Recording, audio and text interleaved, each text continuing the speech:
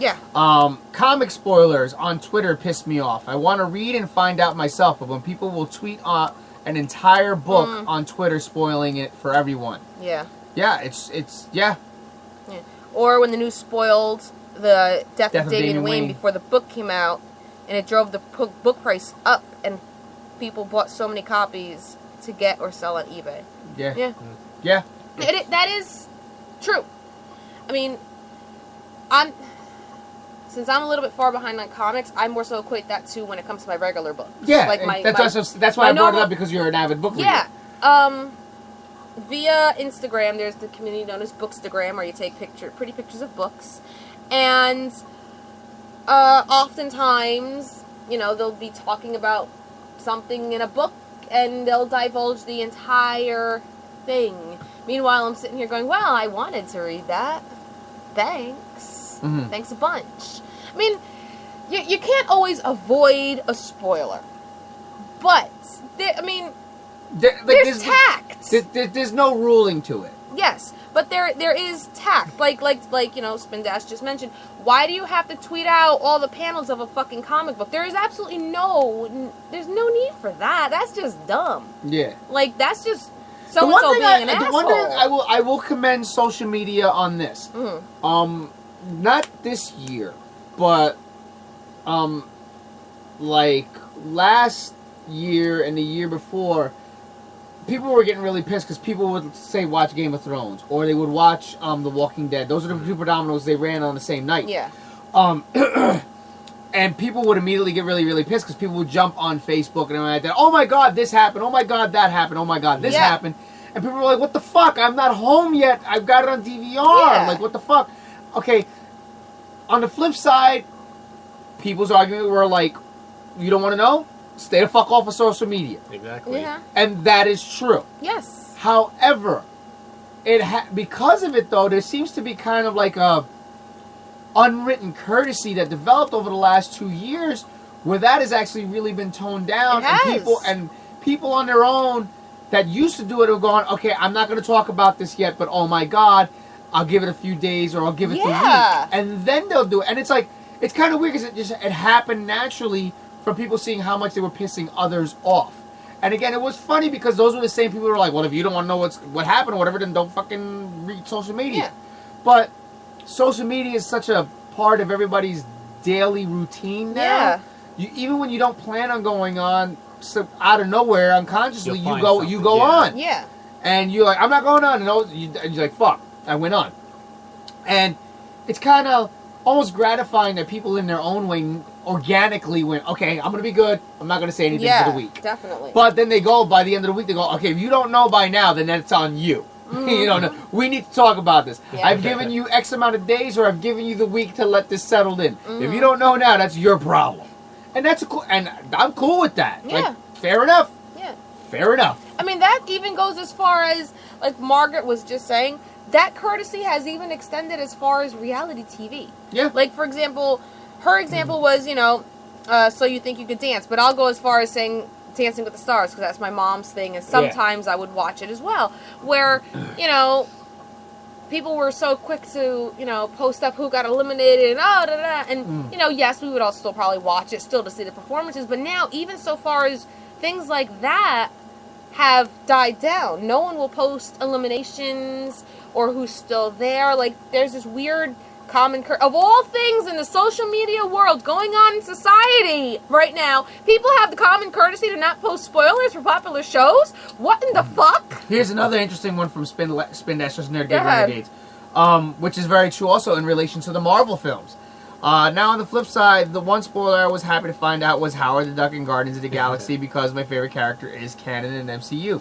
And again, he was one that was happy to see it, but like some people were like, fuck, I don't want to know what happens in the end credit scenes, but whereas the funny thing is the larger percentage is like, people will go on YouTube to find those end credit scenes. That's another... Because it's become such a thing. Exactly. Like, when it comes to leaks, one of the biggest leaks, other than, SDCC trailers, is people go onto YouTube or they look for a stream of the end credit scene leaks. Mm-hmm. Mm-hmm. I think people do that more than watching the movies themselves. Yeah.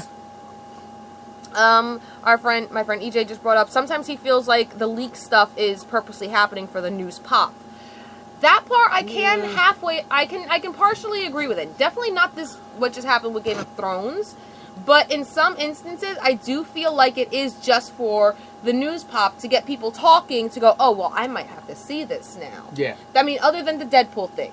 Other than, because we all know that was purposely leaked. Of course. Like, but other than that, there are times where it's like, you know what, this seems kind of a little bit too convenient.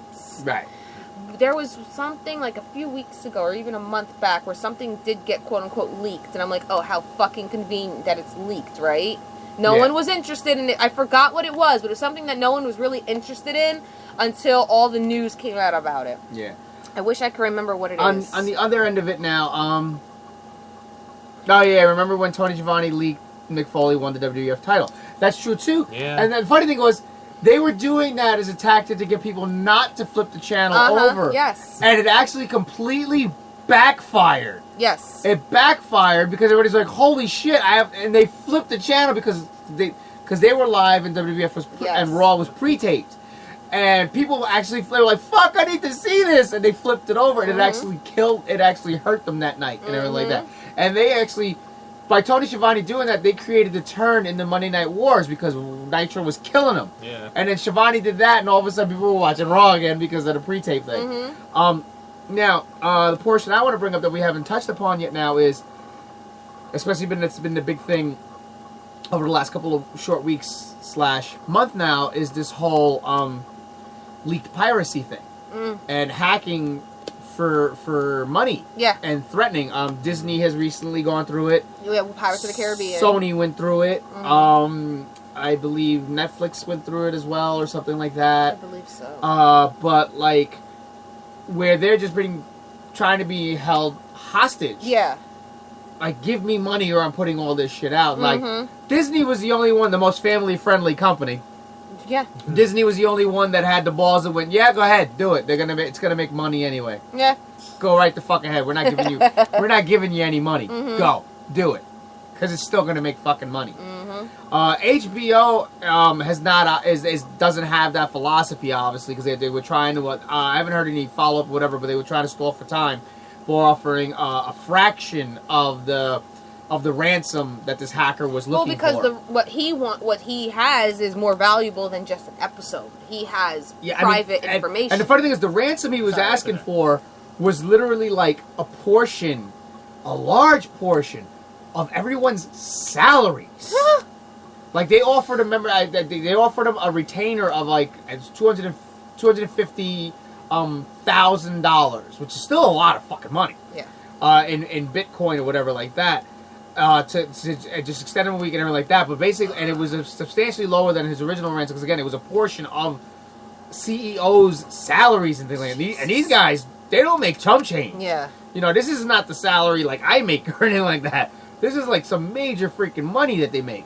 Now, it's like, where do you get the cojones, or do you come off saying, give me your money, or I'm gonna put all this, like, really? Like, it's kind of hard for me to verbalize what I want to say about it. Yeah. But you kind of understand what I mean. Yeah. I think. You know, it's like, I get it.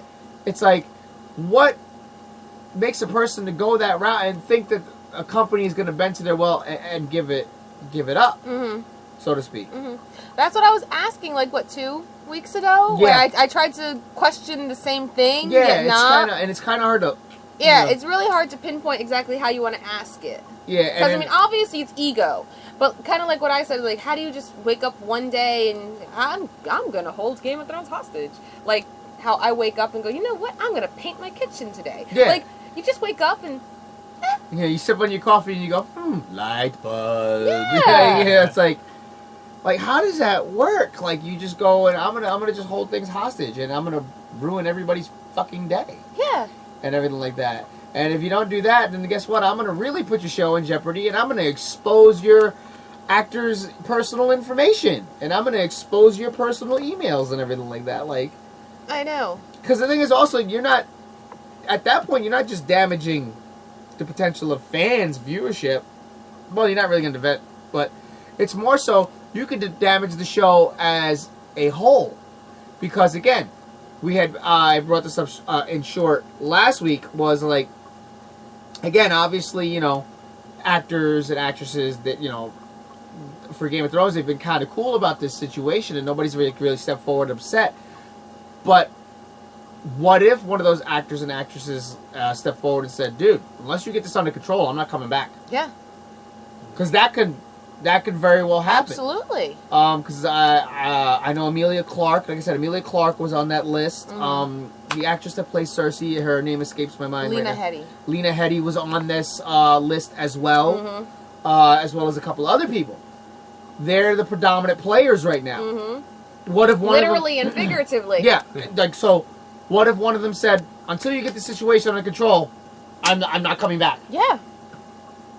And though they're contractually obligated to do the show, I'm sure their agents were like, you know what? They're kind of within their right, though. This is their personal information. Yeah. This is a breach of contract because their personal information is being divulged, and this was supposed to be something under your security. These are contracts that they signed that all this information is supposed to remain under lock and key and anonymous, and you failed that, which puts you in breach of contract, which means your contract is now null and void. They don't have to come back if they don't want to, until the situation is rectified. I have an even greater question. This might ruffle a little bit of feathers, or maybe our listeners will actually agree with me, because we have some pretty down-to-earth, realistic listeners here. At what point in pop culture did fans get this fucking entitlement? That it's like, yes, it's mine. It's mine. Yeah, this is mine. I'm going to dictate what I think should happen. I didn't like that. Oh, this is not how I wanted it to go. To the extent where these fans like create petitions and shit. Change this, change that. And go on tirades on Twitter and Facebook, and even so far as hacking. Because at the end of the day, when it comes down to the Game of Thrones thing, no random person is going to think of doing that. It's going to have to be a fan. Yeah. It's like, for instance, the ambulance match, the pay-per-view between Roman Reigns and Braun Strowman. Right. Here's the funny thing about it. Then that night, a petition came out that some woman had started demanding the suspension, firing, and arrest of Roman Reigns for attempted vehicular manslaughter on Braun Strowman. Because her kids had to watch that. And it's like, why are you letting your kids watch it? It's fucking wrestling. I know. It's wrestling. Yeah. You're watching an athletic sport drama. Yeah. You know? It's like, who are you? Well, Spin Dash's answer to the question is, he says it's when the creators became more accessible. I partially agree with that, and I partially disagree. Because, I see it as starting personally when, like, creators started bending their ideas to the fans. Like, fans wanted more of this, or I want to see more of that. And they go, you know what? Okay, you're right. I'm going to give that to you. And they started taking it a step further. Well, I want a character that's like this, and I want a character that likes that. And now it's just becoming more demands. Where it's one thing to go, okay, that fan says something cool, maybe I'll take that into consideration. But when you take one overall request, that means you got to take them all. You open up the floodgates. To the point now, again, where fans feel entitled. They feel entitled to put up, to go up against video game companies because they didn't like the ending to that video game.